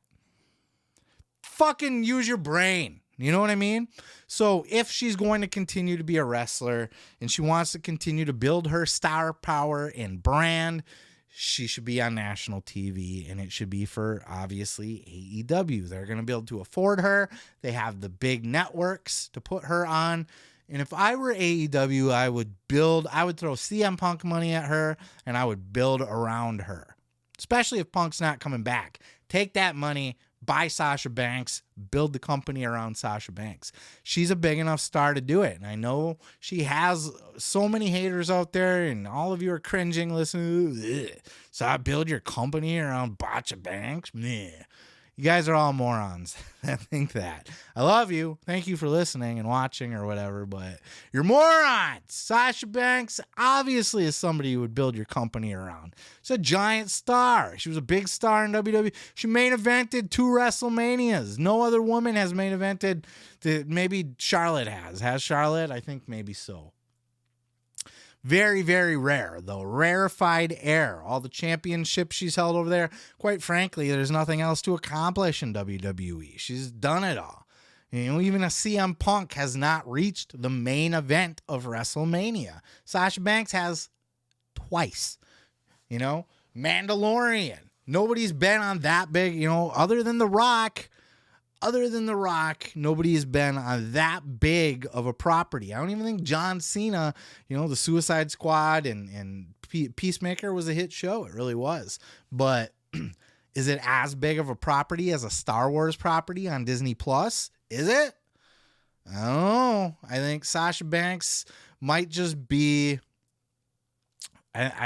She's She's worth so much more than people give her credit for, and I feel like I'm just the angry old man yelling from the mountaintops, get off my lawn and all that shit, yelling at the clouds or whatever stereotype you want to give me. I see so much value in Sasha Banks, and nobody else does, and that's fine. If I'm Tony Khan, I throw the excuse me, I throw all that I can at Sasha Banks. I throw her a giant paycheck. I give her what she wants. It'll probably be less than what she would get in WWE, but it's also going to be less dates, and it's going to give her the freedom to go do other shit, and it's still going to be quite significant. He has the ability to offer her $1 million a year, if not more. Easy peasy. We heard Cody Rhodes talk about that Jericho and Punk money, and that's, supposedly one of, if not the reason he left AEW is Tony didn't see him as worth that kind of money. Sasha's worth that kind of money. Bring her in, build around her, and look, if she's a flop, she's a flop. Maybe she'll prove me wrong. Maybe she'll just be another fucking person on the roster. Bring her in, all the hype in the world, and then, the pops a rating for a week or two, and then they go back under $1 million and nobody cares. That could be, and, that's Tony Khan, under Tony Khan's booking. It's a giant possibility. But you get a talent like Sasha Banks, she's a free agent, you sign her for whatever you need. You start putting her on everything. You build your marketing around her. She's on your truck. She's on your commercials. She's on your posters for the arenas and the live events and the promotional material. You put her on everything. You fucking just throw it out there, and then you allow her to also wrestle in Mexico, Japan, and then you allow her to be on TV and be in all the movies. You got a money-making machine on your hands. I really, really think that. And plus, she's beautiful. She's gorgeous. She's a woman of color, which Hollywood loves these days. Everybody loves their women of color to fucking push them up into a big spotlight. She's connected with Snoop. It's unfathomable to me that people look at a Sasha Banks and just be like, she'd be nothing without WWE. And I just don't see it. So that's my bet. That's where I think all of this is going. She will sign with AEW because she's going to want that TV exposure and that million or multi-million-dollar contract. And she'll be able to use that, leverage that as a current TV star. So that way she's not a former or used to be on TV, but now I'm not. Now she is and that's a key to getting her other movie deals and, keeping her as mainstream as possible. Like I said, that's why it behooves her to be on national TV. It's just a no-brainer. So unless WWE, God damn it, I'm dry today. All the screaming at the microphone, yelling at the clouds, rabble, rabble. Unless WWE is going to agree to her terms and pay her what she wants, that's the move. That's what she's going to do. But what the fuck do I know? I'm just a guy yelling at my microphone down in the basement. What are your thoughts? Bury me for being a Sasha Banks simp. Go for it. Tell me why she sucks and she's horrible and she botches everything and she won't be shit outside of WWE and she left them, on bad terms and, whatever. Let me know down in the comments, or if you agree. If you think I am right and you think that Sasha Banks has the potential to be the biggest female star in Hollywood to come from wrestling, and that she has a whole nother run in AEW where they could really build around her if they want to. That's my thoughts. What are yours? Put them down there, and I'm going to go ahead and move on to the next. Say yeah! Dax Harwood has a brand new podcast that came out while I was on vacation. FTR with Dax Harwood. And he's got Matt Coon as a host, too. I love me some Matt Coon. He's a very good podcast host. He's a good Conrad Thompson-esque type character. Great for these sorts of formatted podcasts. FTR, family, tequila, and wrestling is what they're going with here. I never really picked Dax as a podcaster guy, but apparently he's got some shit to say, and people are. It's been controversial already. I almost did a segment on the CM Punk episode, but I was on vacation that week, so I opted not to do the work, just kick back, relax, enjoy my Christmas, New Year's vacation. That one stirred up a lot of shit just by him saying, hey, I hope everybody can get along. Well, apparently they don't want to fucking get along. And fuck you for liking CM Punk. That's how everybody reacted to Dax, and poor Dax had to eat that one on the chin. But in this particular episode, he talked about, the whole episode was built around the Briscoes and his, specifically the dog collar match, but the whole trilogy in general, which was, this is a fantastic listen. If you were a fan of any of those matches, they take you inside. Coon and Dax. Coon does a great job of leading Dax through step by step. So just working their way through this the dog collar match specifically, how it was put together, the psychology behind it all. Man, it's just, if you're into that kind of shit, how a match is put together and everything, and just all the insider, how physical it was, they're really punching each other in the face, all of that stuff. This was a hell of a listen for that. But it was in this particular clip here that Dax talked about something that I hadn't heard before. Maybe this has been out before, but apparently during that whole situation where Cash got injured on the ring post there and ripped his arm open, that freak accident that he had on AEW, as you see pictured there on the thumbnail. It's over one of these ways. I don't know which way the camera faces. But you see that, and apparently this almost caused Cash to quit wrestling altogether. Check out this clip. And he had just, got his forearm ripped to shreds where he almost bled to death. And he called me, after the forearm thing. It was about a week later. He decided to go home and hang out at his home here in North Carolina. And he called me, and I hope he doesn't mind me telling this, but he called me and he was crying. And he said, I don't think I want to do this anymore. And I was like, well, what do you mean do this?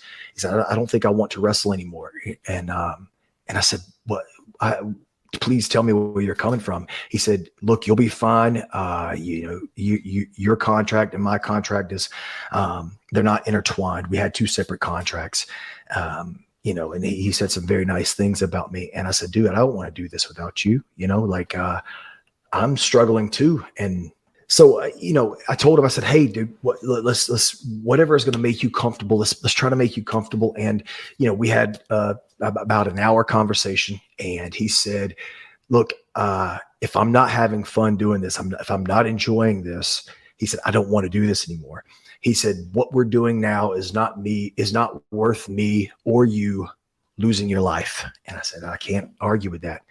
I said, but I'll make a promise to you. I said, I'll try to be less abrasive, and I will try to keep my temper in check, and I'll try to keep my passion and only let him and I know what's going through my mind. And I said, we'll have fun. We'll spend the rest of this contract, which I think was a year and a half, and whatever they give us, we'll have fun doing. If he doesn't give us anything, that's okay too. Yeah, it was scary as fuck for sure. That was a very scary incident. He was bleeding significantly. It wasn't just a little cut.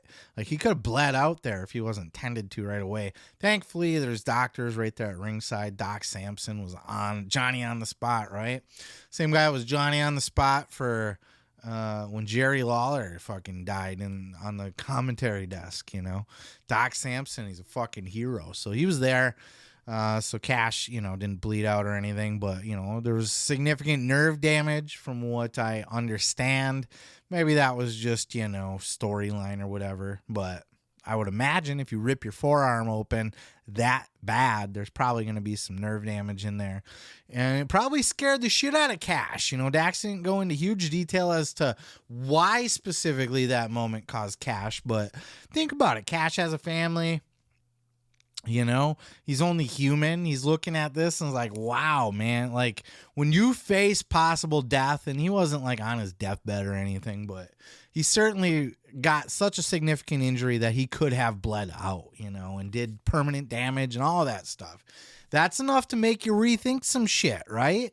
You know, if you get, you know, break your neck or whatever, any of that stuff happens in the ring, you're going to think, is this really worth it with the wife and the kids and everything else? I understand. I get where he's coming from, where, you know, should I don't know if I want to continue doing this stuff. Is it worth it to me? I don't know. Thankfully, he was talked into it because this was a hell of a year for FTR. Probably their best year ever. And as Dax said, you know, they agreed. Dax kind of talked Cash. He's like, I don't want to do this without you, you know, because Cash was like, don't worry, you'll be fine. Apparently they have separate contracts, which is weird. I don't know if that's standard. I guess I shouldn't say if that's weird. I don't know that tag teams do sign contracts together, but maybe. I don't know. But apparently Dax, you know, had his own contract, and Cash was like, don't worry, you'll be fine. You can do it on your own. Dax didn't want to do it on his own. And I respect that so much. FTR is my favorite tag team, and I love tag team wrestling. There's something so special about it. And those, going back to those matches with the Briscoes again, they were some of the damnedest matches I've ever seen in my life as far as tag team. Are they the best ever? I don't know. Who's to say? Are they in the conversation? I'd say so. For tag team matches, I can't think of a better tag team match off the top of my head than that whole series between the two, but specifically that dog collar match. My God, what a fucking piece of artwork that was. It was fantastic. Dax went into depth too on the whole thing with AEW and why, you know, I've been bitching for a long time, and I know Cornette was bitching about AEW not getting that spotlight or the FTR not getting that spotlight at All Out to face the Young Bucks, the trilogy, the rubber match for the belts. And, you know, according to Dax, he certainly thought things were heading that way. Check out this clip. We thought that it was going to be us and the Young Bucks to unify all titles, winner take all. That's what we expected. So we're talking about All Out then, right? Because we're talking about you and Cash thinking you're going to have a tag team match with the Bucks for all the titles at All Out, which happened before Full Gear, correct? Yes. And you were comfortable in assuming that? You were confident in assuming that? I was pretty confident in assuming that, yes. But you know what they say about assuming. But maybe we got some information that was crossed, and that happens in wrestling, that happens in podcasting, that happens in all forms of entertainment. But we expected to wrestle the Young Bucks. And man, I was very excited for that match because, you know, the differences that we have with them stylistically, ideology, you know, and even maybe personally, there's no taking away that if I were going to put, and I'm sure we'll talk about this one day, if I were going to put together a Mount Rushmore of tag teams, I would put the Young Bucks on there. Yeah, he was under the impression, just like all of us were, that's exactly where that storyline was going. Now, Dax is a classy guy. I don't think he's going to get into the dirt of things. I don't think he's going to say, yeah, the Young Bucks railroaded us. In fact, he was very complimentary of the Young Bucks, put them over, says they would be on the Mount Rushmore of tag teams. That's a bit of a stretch. You know, some people like that style. The Young Bucks don't bother me, but they're so overly choreographed. I don't know. They've had some great matches. They have, but Mount Rushmore, yeah, I don't know. They're certainly, you know, Hall of Fame worthy. I'll give them that. They're not, you know, I'd put them in that world, but yeah, Dax was very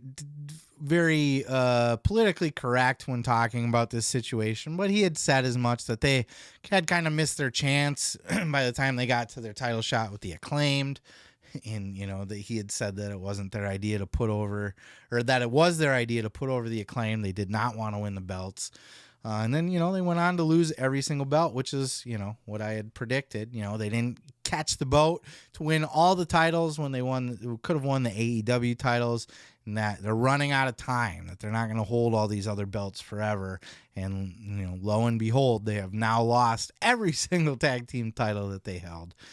But damn, in general, this Dax Harwood podcast is great because Dax He's just a good old boy that tells it like it is. And not in a bad way. Like I said, he's pretty politically correct. He's not going to shit on anybody or, expose any dirt or anything like that. But he's honest. He's from the heart. And, he'll admit, he even said something to the effect of he had never felt like as big of a pussy in his life than when he got into a fist exchange with Jay Briscoe. I think it was Jay, he said. They had agreed to go out there and just punch each other for real, essentially, because he wanted it to look as real as possible. And then he immediately regretted it when he got hit in the face by Jay, which is it's hilarious. And it's hilarious that he would admit that kind of thing. And Kuhn had to jump in. He's like, bro, it's not pussy shit to admit that you don't want to catch hands from Jay Briscoe. He's a tough dude. So, very fun podcast. Great shit. And I'm glad Cash Wheeler did not retire, did not quit wrestling. I'm glad that did not scare him off, because they've had a hell of a run since. And look, they're not past their prime. They are in their prime now. Even though they lost all these belts, they've had some of the best matches of their career this year, even in this quarter. So, I expect to see so much more greatness from FTR, and I'm excited to see what they continue to do. They're my favorite tag team. Let's get it. JEFF, JARRETT. That's Double J. Jeff Jarrett was on Talk is Jericho this week. And look, I know what you're thinking. Don't you have a no Jeff Jarrett policy on your podcast? I do. I really do. But look, content was slow this week, besides the insane McMahon stuff going on. On the podcast front, there's not a lot to write home about this week. The Bischoff Flair thing is squashed. Flair didn't say anything stupid this week. What else am I going to talk about? We got Jeff Jarrett on the Talk is Jericho podcast talking about his role in AEW. Why is he in AEW? What brought him to AEW? What is his role backstage specifically? And how he ended up on TV? Check out this clip.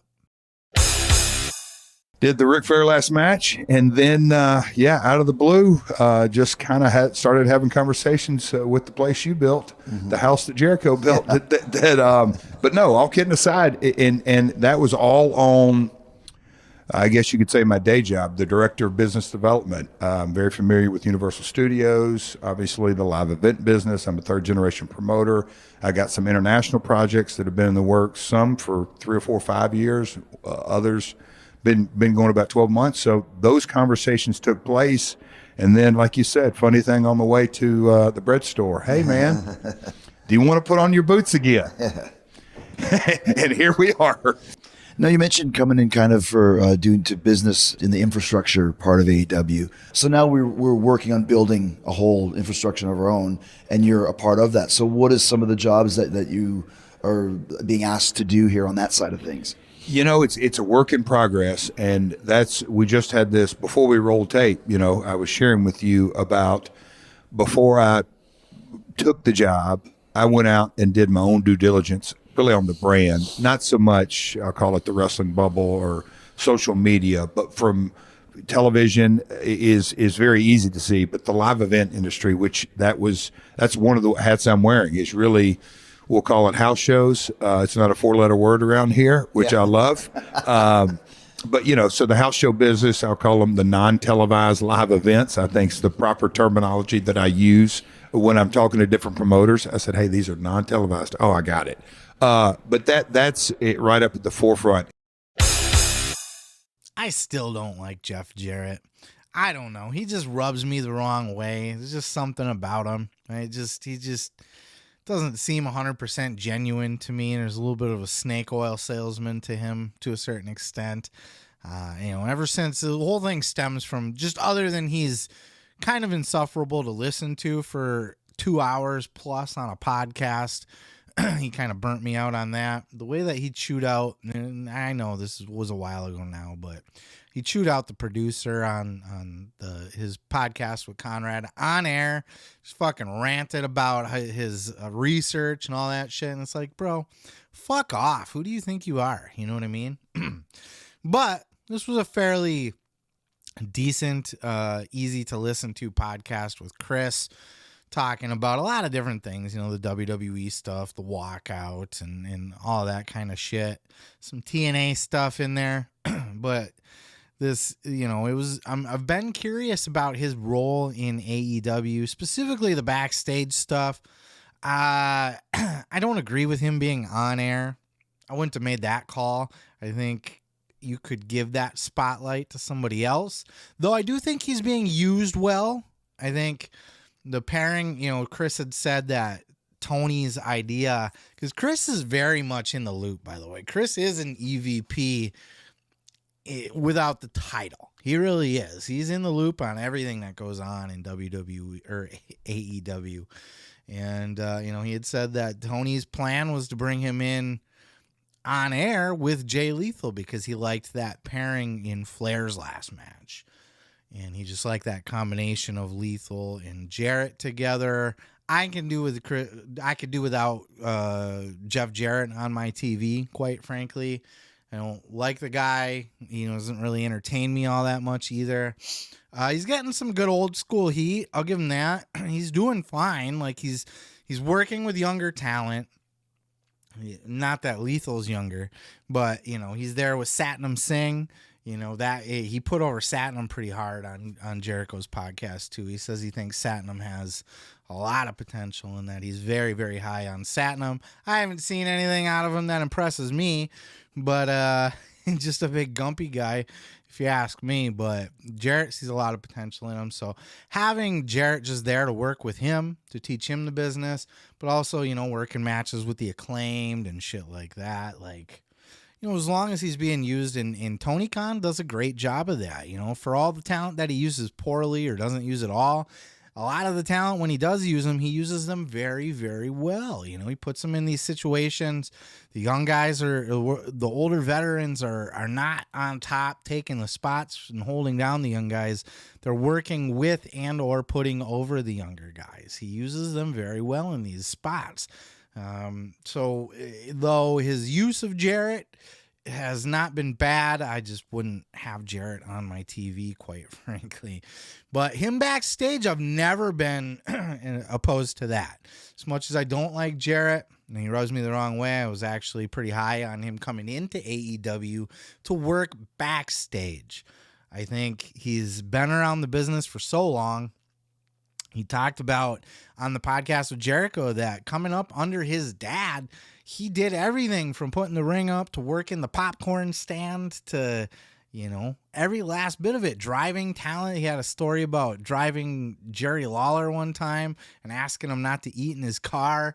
And Lawler told Jarrett's dad, Jerry Jarrett, told him what happened, that, hey, your son's not letting me eat in his car. You should probably put him in check a little bit. Jerry put Jeff in check.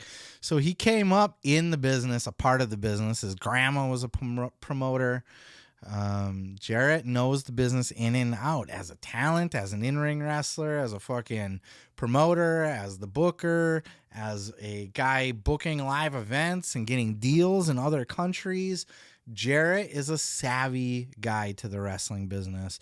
And very important to have around. And this is one of the things Jericho mentioned too on the pod, is that AEW grew quicker than they probably even expected themselves to.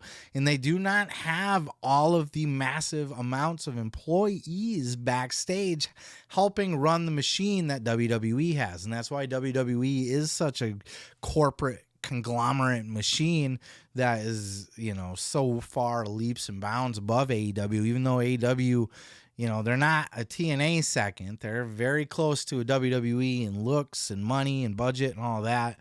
But as far as the infrastructure that they have, it's still very slim. And Jericho even let slip that a lot of the Jaguars people were doing, the people working behind the scenes for the Jaguars were pulling double duty working for AEW as well. And so they're starting to bring in more people that can help out backstage and help grow this company, and Jeff's definitely a good guy to facilitate that. I can not like him all I want, but I respect his ability to facilitate some good shit behind the scenes for AEW. and he's back there. So he's specifically working on just live events and shit. He's working on getting them, house shows, quote unquote. He says he pitches them as untelevised events, live events, but yeah, house shows. He's going to be doing more house shows. He said specifically in areas that are just, frankly, not big enough for Dynamite. So they're going to start spreading their wings to little smaller parts of the country, smaller towns, that kind of thing. I love it. I love to see that. They don't need to be in the house show game. I don't think the wrestling model supports house shows anymore, but I think the idea of just getting guys work and getting exposure in new territories. And look, he said they're working on the TV territories too. Seattle's a new one for them. San Francisco's a new one for them. They're going to be going overseas to England, I believe, this year as well. They went into Canada. So they're a new company and they're still expanding. Jericho's helping to facilitate that. And he's, I think he's probably going to do a great job. So he's a good guy to have, but get that fucking guy off my TV. He's not the last outlaw. That was the Undertaker's gimmick. To the point, he stole the Undertaker's gimmick to the point where he's even got the big black fucking cap and the fucking black gloves and all. Fuck off with all that shit. Get off my TV. But welcome aboard as far as backstage stuff. JEFF, JARRETT. That's good old Double J, Jeff Jarrett. That's it. That's all we got for you this week. I am back. I am fucking happy to be back. I could have continued to rant on. I was going to do a segment on the whole Dana White slappy thing, and then I figured, you know what? It's probably not something that I want to touch, to be 100% honest with you. That's a bit of a hot button issue right now. So I should probably stay away from that, quite frankly. But yeah, glad to be back. Not a lot of big podcasts this week, but a lot of news in general, like the Dana White thing, and especially with the Vince McMahon stuff going on. And I love it. This stuff just gets me excited. This whole, as soon as the, my God, sorry. I apologize. I've been coffee during this episode. I've been throat's dry. I don't know if it's just because I'm overly excited, screaming, more animated than normal. Who knows? But I apologize for that. But yeah, man, I was itching to get back over here, just taking the 2 weeks off. It was good. I'm refreshed, and I traveled, went and saw some family over the holidays. Tripped on some mushrooms over New Year's. So all that was fun.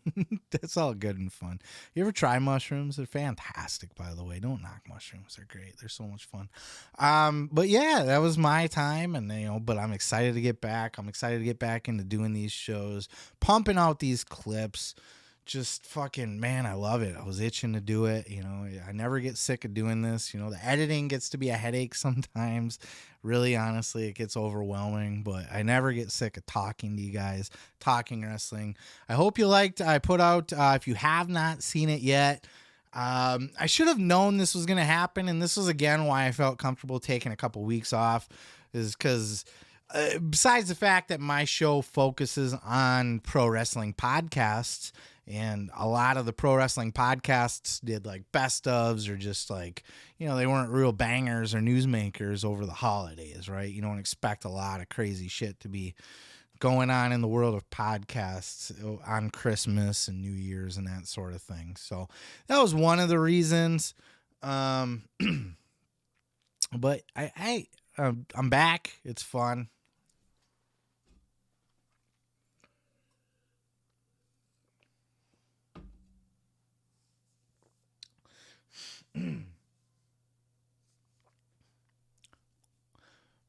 But I also knew that just, the viewership's going to go down, right? Not a lot of people are going to be tuning in because they got holiday shit going on too. They're tripping mushrooms and traveling and all that other stuff. So, but I did put up a piece of bonus content as promised. I was going to do more, but that bonus video didn't do too well, to be 100% with you. So, but I promised I would. It was I did a 2023 fantasy draft where I took 10 acts from AEW over to WWE and 10 acts from WWE over to the AEW. So that was a very fun video. And I didn't just take the top guys and switch them around. I did like one main event guy, one wild card, 2 tag teams, 2 mid-carders, 2 lower-carders, and 2 women, I think was the way that I set that up. And I highly encourage you to check that out. I'll put it actually as the end card video here at the end of this if you're watching the video. If not, if you're listening on the podcast feed, it should be the previous podcast to this that dropped. Check that shit out. I would appreciate it. If you haven't been checking out my reaction videos, check those out as well. They are not necessarily wrestling related, though I've done a couple wrestling ones. But I would just check those out just to, if you like my content, if you like me as a personality at all, I do take it over into pop culture as well. It's not just restricted to wrestling.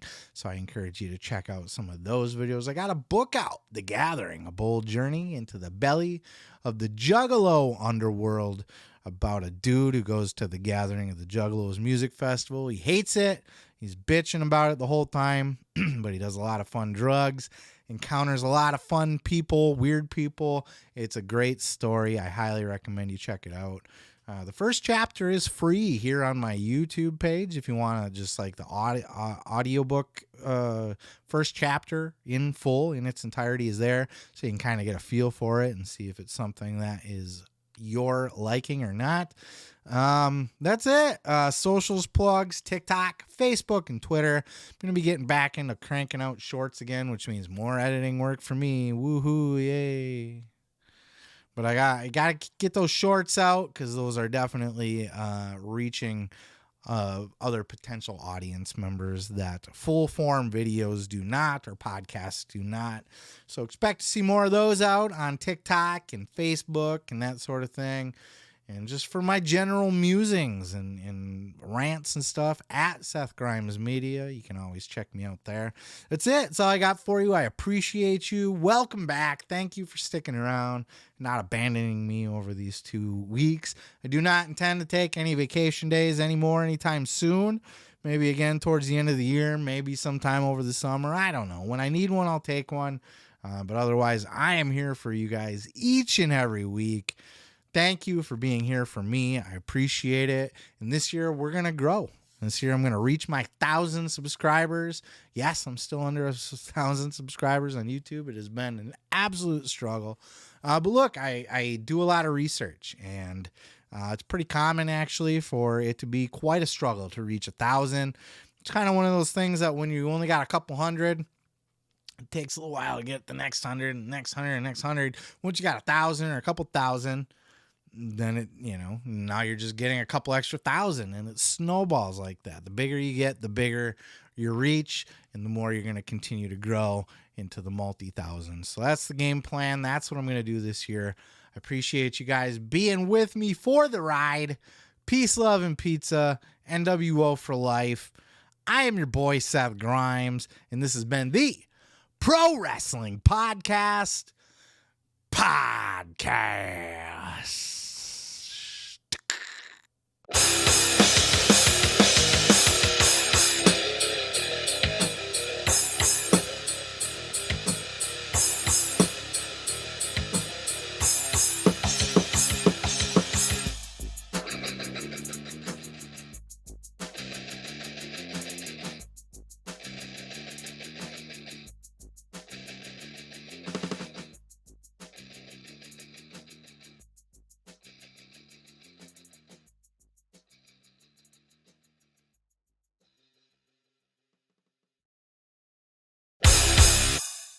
I hate juggalos. I fucking hate them. I say all this with a grain of salt because for a good part of my own life, I proudly identified as a juggalo. You should come to the gathering with me. Nah, man, I'm not into all that whoop-whoop shit anymore. I'll pay for your ticket. I got fired today. Get the fuck out! Still got room for me? Spike, slow the fuck down! Cops! Fuck your sleep. Fuck your sleep. Fuck your sleep. The savages started closing in with their tiki torches and war paint. Shit. Run! You guys got a dead body here already? Even the aliens were throwing shade. It was pure panic and intense horror. There was a guy I saw got chopped in half. I had nothing left to go back to. You alive? Yep. The gathering. A bold journey into the belly of the Juggalo underworld.